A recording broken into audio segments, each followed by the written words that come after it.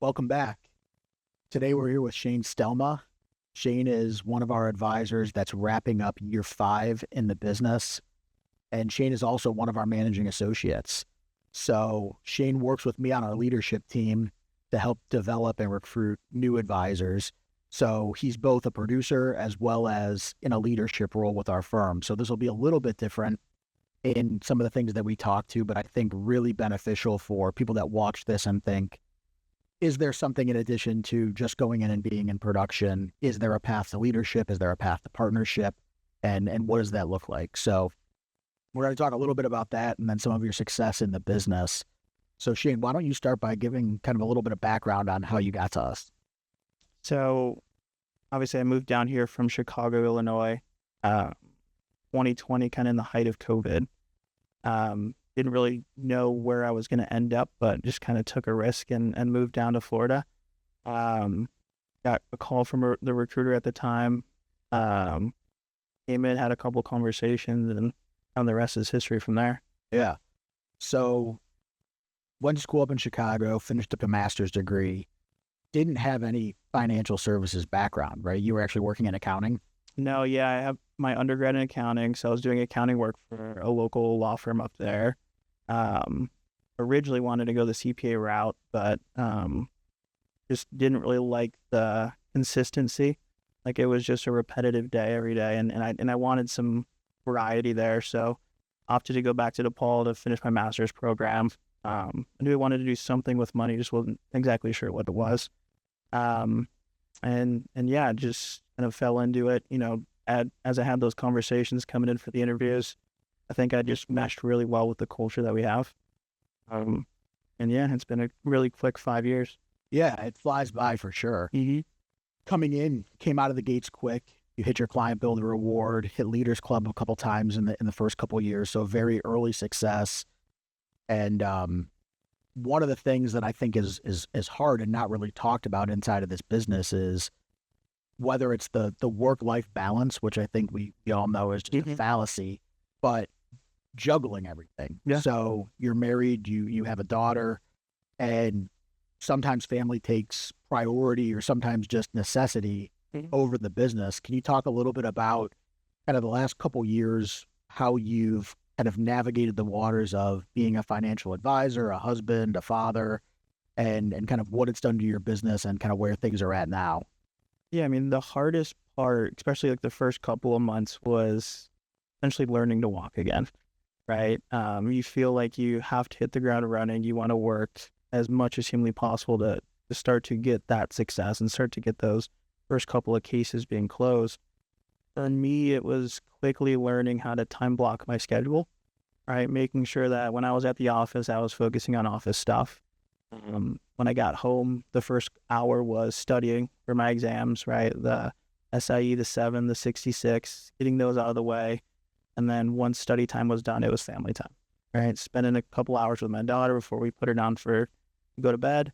The big thing was making sure, and I learned this from my coaches, was making sure that you schedule those vacations throughout the year, right? Luckily, within our industry, when we go to Leaders Club and these conferences, some of them we can take the family with, but makes it a little bit nicer to make that blend.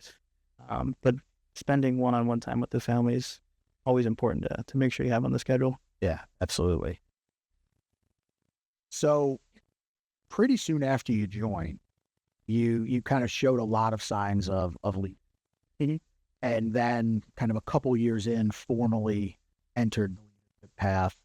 Talk a little bit about what that was like, how you decided to kind of volunteer or help with some of the stuff in the leadership side with training and developing the new advisors, and really what the passion around that is. Yeah, I think for me, I like helping people. I'd rather help somebody than help myself. So being able to devote the time on whether it's a Monday or a Friday, right, non-client facing days where I can sit down with them, talk to them one-on-one, get to understand them, things that they want to accomplish, so then we can, implement those things in the trainings, has been really helpful. Yeah, absolutely. And the firm has just grown a ton since you first came on. So adding you and having that extra support, I think that there's been a massive difference in what we've seen with some of the advisors that are newer, just because, I mean, how many people can one person really mentor and handhold through the process? Like you said, coming in, it's like you're learning to walk all over again. Mm-hmm. So we've grown over the last 5 years, probably almost double in size of where we were. Very close. So the responsibility of all of these people's success really falls on the two of us and as well as my partners. But what has been the most rewarding part of kind of bringing people along or seeing the success of the new advisors? I think it's helping them get their first deals closed. I'm a very analytical person, very similar to Jerry, where I like building out the cases and playing with the calculators and finding the best way to share that with the client. So being able to take time on the Thursdays at 10 o'clock to talk through not only the prospecting side of the business of how to get clients in the door, but also how to educate them on how to properly position different strategies and different products and things and kind of get that story across to the client. Yeah, for sure. So you talked a little bit about training on Thursdays now, which is our big training office. When you first came in, you were extremely opposed to stuff like that, weren't you? I hate public speaking. Yeah, like going up in front of the room and doing my pitch and making my presentation or role-playing phoning was my worst nightmare. Yeah, and I think, I mean, the same with me when I first came in the business. The idea of getting up in front of a room of 10 or 15 of our kind of new advisors, people that don't know any better, was terrifying. But just the personal growth of doing it and practicing and going through it to then you've now presented on stage at some of the conferences and I know that we've spoken in front of hundreds, if not thousands of people now at this point. So when people come in, I think that there's their perception of how things are or what their level of growth could be. But then once you're in it and you realize, okay, there's success and there's still some growing pains. Like it wasn't just you stepped up in front of the classroom and you started teaching and it was phenomenal day one. No. But now it's just kind of second nature. It's like, okay, I've got to go in once a week and teach these people and kind of the stage fright or whatever that component of it is goes away over time. And you know that you're adding value to what you're teaching. Yeah, and I think I owe a lot of that to my coaches and Jerry.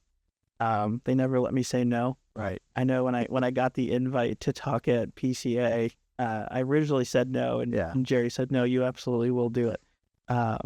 But it's very cool to see the other side of how much preparation actually goes into those events. And, you know, not only the Zoom calls going over, you know, what you're going to say and kind of prepping, like what are the questions that they're going to ask so you can have those answers ready to go.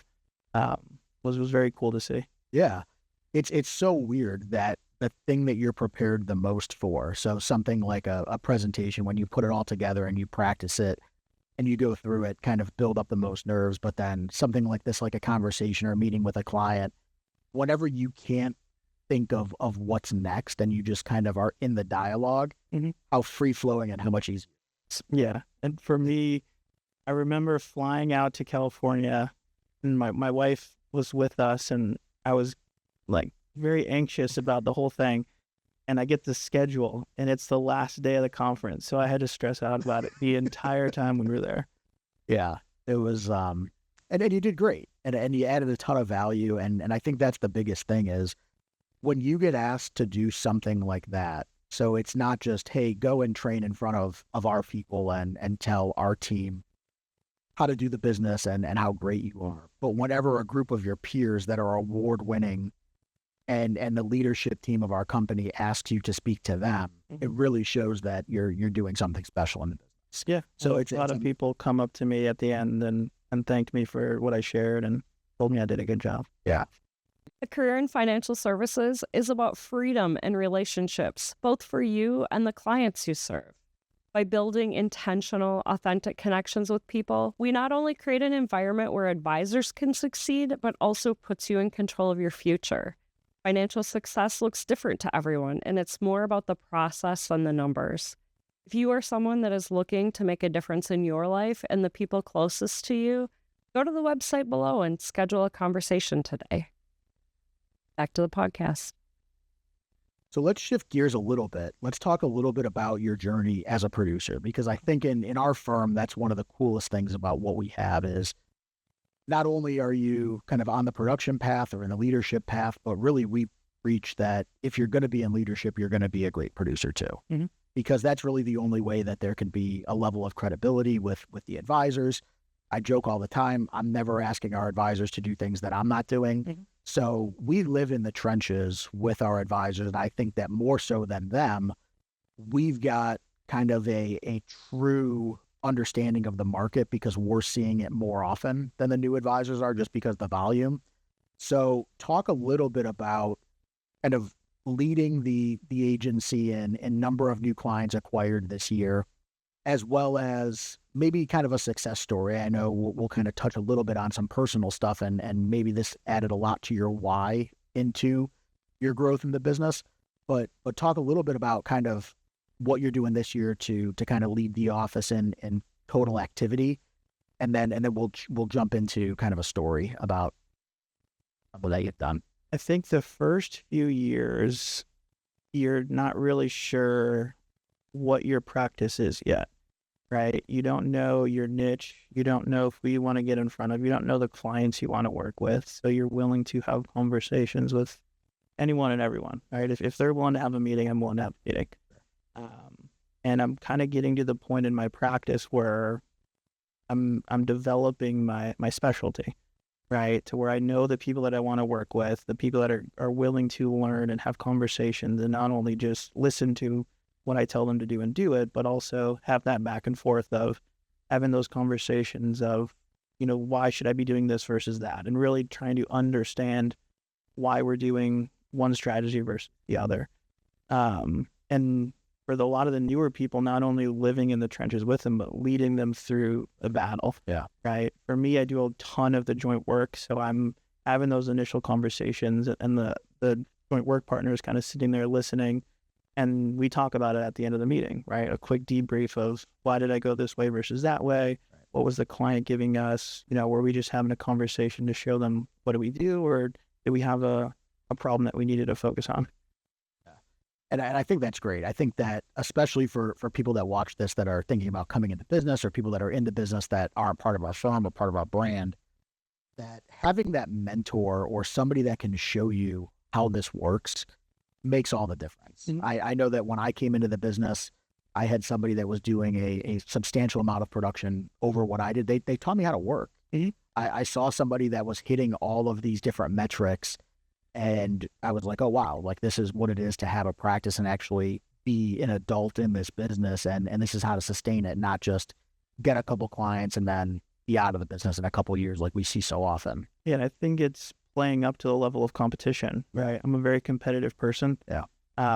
So surrounding yourself with high-level producers that make you want to push yourself, and also progress the level of client that you're working with. For sure. Right. I know one of my passions is working with first responders and helping them optimize their pension plans, but also having conversations with business owners on what should they be doing to implement and grow the business and potentially position for an exit plan. Yeah. Yeah, you've done a lot of good work, and I know we've done some charity events in the first responder space, and that's people that really need help. I mean, they're hardworking, great people, and they're just not getting the information level that your doctors and your nurses and your white collar professionals are.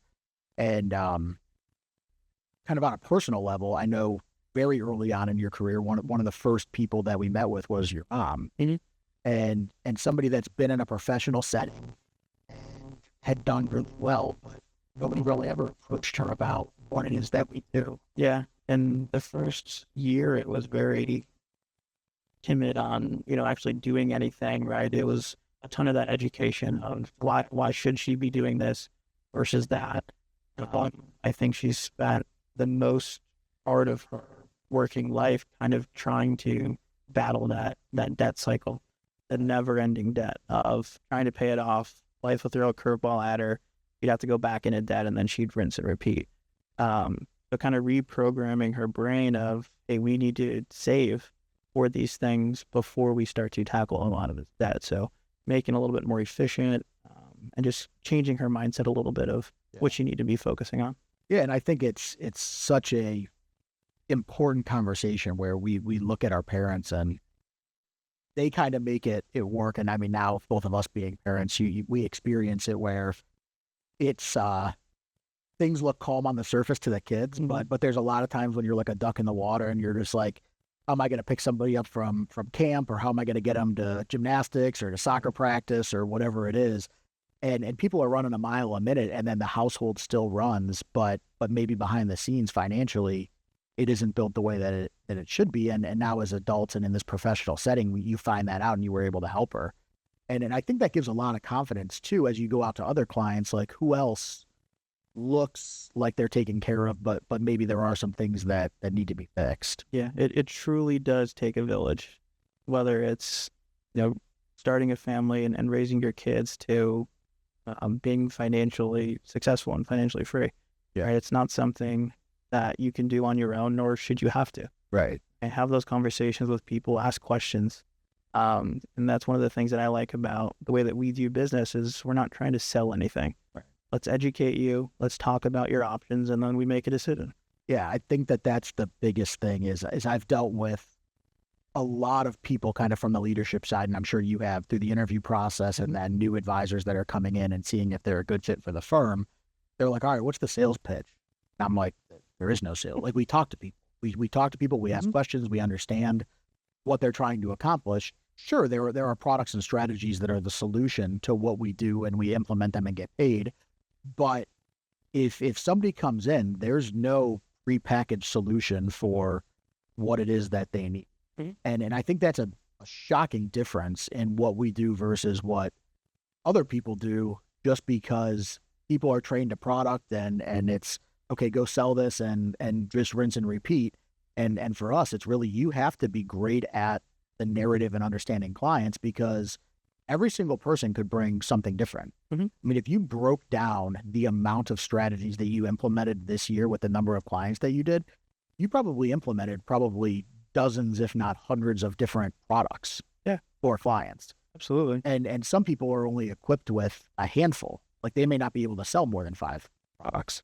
So it's very scary in the marketplace of people that come to us and want to learn, people that come to us and think that they know what we do and they can do it and replicate it. And we almost have to take them back several steps to rebuild the process. Yeah, I've had several conversations where they were coming to us for a second opinion. And, at the end of that conversation, there may have been some stuff that we could have implemented, but I couldn't say with certainty that it would have improved anything. Right. So just to give that client some peace of mind that what you're doing is working, and in the event something ends up changing, you now have a better understanding of what we do and a little bit more comfortable to come back to us at that point. Absolutely. Well, Shane, I really appreciate the time today. This was really helpful. Hopefully the people online will get to know you a little bit better. And how can people reach out to you? I know that we put a link in the video to come in and meet with us for interview purposes and to become an advisor. But they could go to AFGFL and click on your link to kind of learn more about you as well. Yeah, the best thing would just be go on my bookings link, set some time on my calendar, and let's have a conversation. Perfect. Thank you. This podcast is intended for general public use and is for informational purposes only. Michael and Shane are registered representatives and financial advisors of Park Avenue Securities, LLC, EAS, Securities, Products and Advisory Services offered through PAS, member FINRA, SIPC, financial representatives of the Guardian Life Insurance Company of America, Guardian, New York, NY. PAS is a wholly owned subsidiary of Guardian. Alliance Financial Group is not an affiliate or subsidiary of PAS or Guardian. Shane CA Insurance License 411-8852. Michael CA Insurance License 0M21715. AR Insurance License 158383330. 8144-734.1 expires 7/27.